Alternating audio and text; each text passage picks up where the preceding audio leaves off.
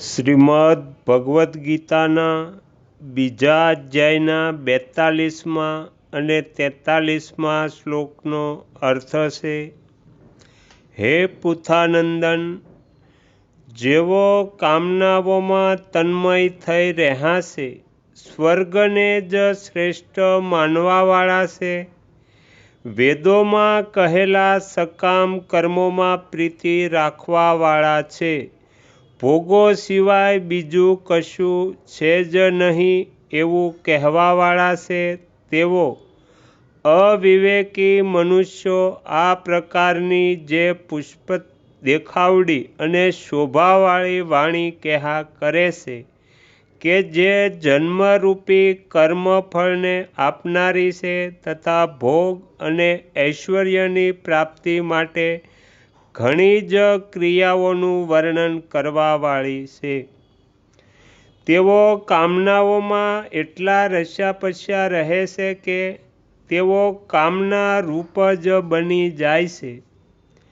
તેઓને પોતાનામાં અને કામનામાં ભેદ જ નથી દેખાતો.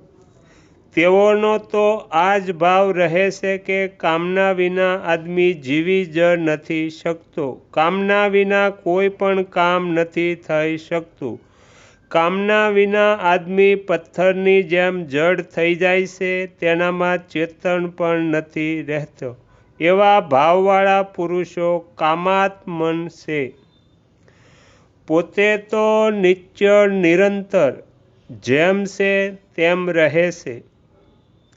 તેમાં કદી વધઘટ થતી નથી, પરંતુ કામના આવતી જતી રહે છે અને વધતી ઘટતી રહે છે. પોતે પરમાત્માનો અંશ છે અને કામના સંસારના અંશને લીધે છે. માટે પોતે અને કામના એ બંને અલગ અલગ છે, પરંતુ કામનામાં રચ્યા-પચ્યા લોકોને પોતાના સ્વરૂપનું અલગ ભાન જ નથી થતું.